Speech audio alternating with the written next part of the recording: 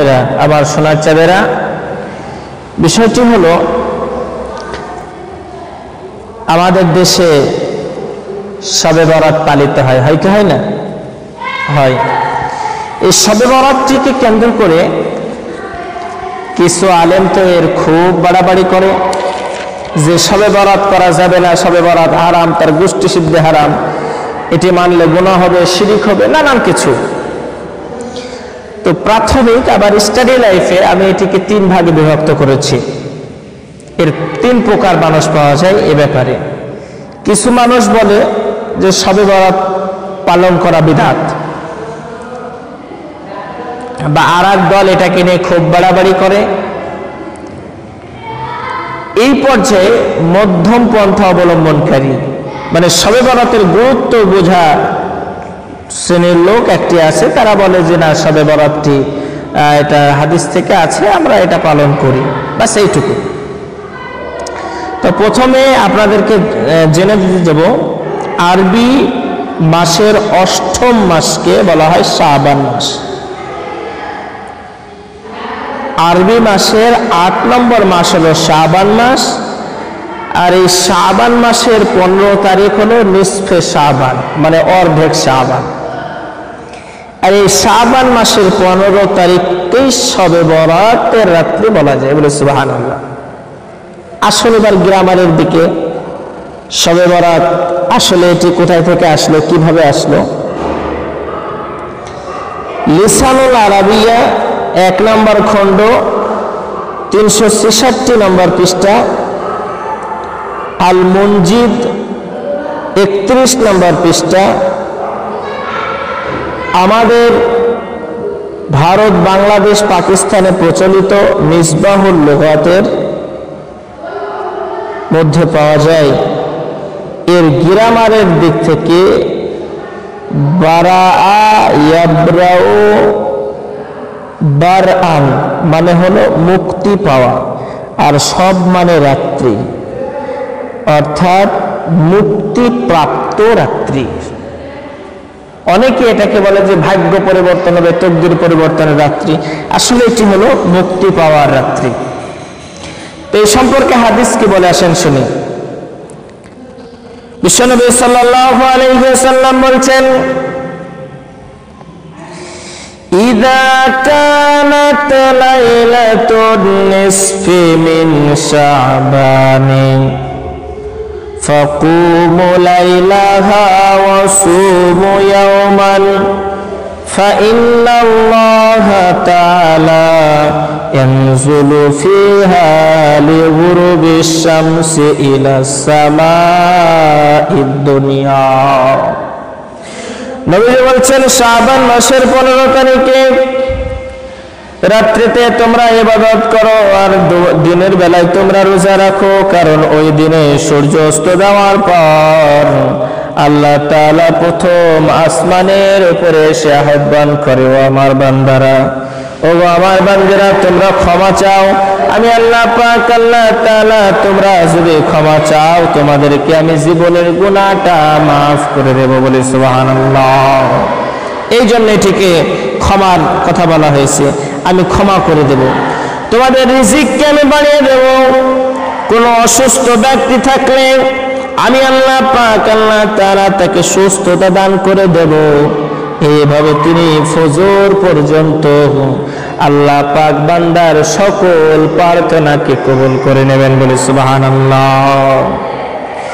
এই শাবান মাসে বিশ্ব নবীজি আমাদেরকে একটি দোয়া শিখিয়েছেন, আল্লাহুম্মা বারিক লানা ফি রজব ওয়া শাবান ওয়া বাল্লিগনা রমাযান।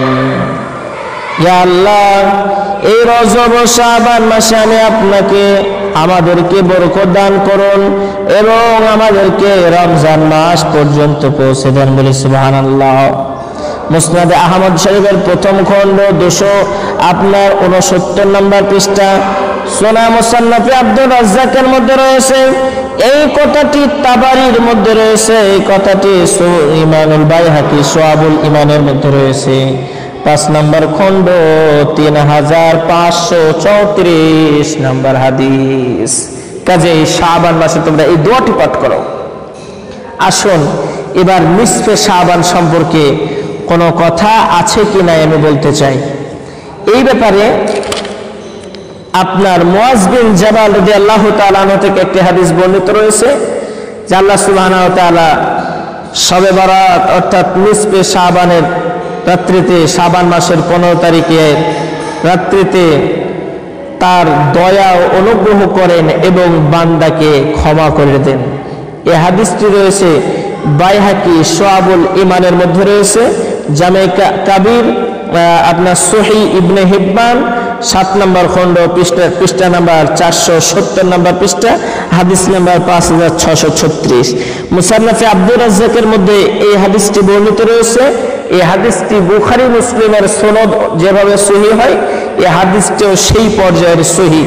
এই হাদিসটি রয়েছে মুসান্নাফে আব্দুর রাজ্জাক 4 নম্বর খণ্ড পৃষ্ঠা নাম্বার 245। সোনার চাঁদ ভাইয়ের আমার আব্বা জানেরা, এই রাত্রিতে বেশি বেশি করে নামাজ পড়তে হবে। নামাজ পড়েন, তবে আমাদের দেশে কিছু প্রচলিত নামাজ আছে যে প্রথম রাকাতে সূরা ফালাক আর দ্বিতীয় রাকাতে আপনার 3 কুল, তার 6 কুল, তার 9 কুল, এরকম ভাবে কোনো বিষয় কিন্তু সহিহ রিওয়ায়াত অনুযায়ী পাওয়া যায় না। সালাতুল লাইল মাসনা মাসনা, নবীজি বলেছেন মুত্তাফাকুন আলাইহি, বুখারী মুসলিমের হাদিস, তোমরা রাত্রির নামাজ 2 রাকাত করে তোমরা নামাজকে আদায় করো। আপনি 2 রাকাত করে পড়েন, কি সমস্যা? 2 রাকাত করে রাত্রির নামাজটা আদায় করে নেবেন। এটা নিয়ে আমরা বেশি বাড়াবাড়িও করব না, আবার এটাকে আমরা একদম ব্যবহারও করব না, যেহেতু শাবানের রোজার গুরুত্ব হাদিস পাকের মধ্যে বর্ণিত রয়েছে। নবী করিম সাল্লাল্লাহু আলাইহি ওয়াসাল্লাম বলছেন, লাম ইয়াকুন নবী সাল্লাল্লাহু আলাইহি ওয়াসাল্লাম ইয়াসুমু শাহরান আকসারা মিন শাবান ওয়া কানা ইয়াসুমু শাবান কুল্লাহু। নবীজি বলছেন শাবানের চেয়ে বেশি অন্য কোনো মাসে নবী সাল্লাল্লাহু আলাইহি ওয়াসাল্লাম রোজা রাখতেন না, আর পুরো শাবানেই তিনি রোজা রাখতেন, কোনো হাদিসের মধ্যে বর্ণিত রয়েছে। কাজে এর প্রতি আমরা গুরুত্ব দিই। মা হযরত আয়েশাতুল হুমায়রা থেকে একটি হাদিস বর্ণিত আছে, তিনি বলছেন, কানা আহাব্বা শুহুরি ইলা রাসূলিল্লাহি সাল্লাল্লাহু আলাইহি ওয়াসাল্লাম আইয়াসুমাহু শাবান সুম্মা ইয়াসলিহু বিরমাদান। নবী হযরত আয়েশা বলছেন যে নবীজির কাছে শাবান মাসে রোজা রাখা সবচেয়ে বেশি পছন্দ ছিল, তিনি রমজান পর্যন্ত রোজা রাখতেন। আবু দাউদ শরীফের হাদিস, মুস্তাদরাকে আল হাকিম। কাজে আমরা রোজা রাখবো, তবে রোজাটা নিয়েও বেশি বাড়াবাড়ি করবো না। কেউ যদি মনে করে যে রোজা না রাখলে তোমার বড় গুনাহ হয়ে যাবে, এটি কিন্তু নয়। সোনার চাঁদ ভাইয়ের আমার আব্বা জানেরা, অর্ধ শাবানের 15 তারিখে রোজা রাখার বিধানও কিন্তু হাদিসের মধ্যে রয়েছে। মুসান্নাফে আপনার মুসনাদে আহমদ শরীফের হাদিসে আছে, আপনার ইবনে মাজাহ শরীফের হাদিসের মধ্যে বর্ণিত রয়েছে। কাজে ফতহুল বারি, আপনার কাশফুস সাজি, এইরকম ভাবে অনেকগুলি হাদিসের গ্রন্থের মধ্যে কিন্তু এই রোজা রাখার কথা বলা হয়েছে। কাজে রোজা রাখুন নেকের উদ্দেশ্যে, তবে এটা নিয়ে বেশি বাড়াবাড়ি করবেন না।